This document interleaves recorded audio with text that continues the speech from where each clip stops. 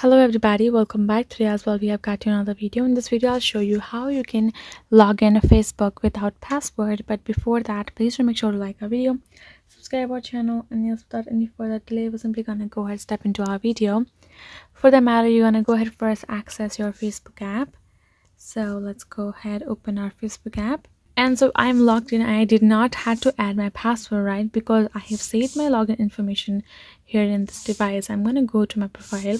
I'm going to go scroll down and tap on logout. And you can see while logging out, then you will get this notification called save your login info.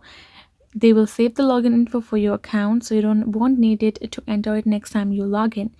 If you have done not now, that means you'll have to enter the password, obviously. So make sure to tap on save and again tap on log out. And now I'm logged out of my account. I'm gonna go back, simply close all, again tap on Facebook, I'm gonna tap on login, and I'm back to my account without actually entering the password for it. Right, so this is the way you can do it. Make sure to save your login info and you will be done. That is it for this video. Hope this video was helpful to you all. Thank you so much for watching, and see you guys in our next video.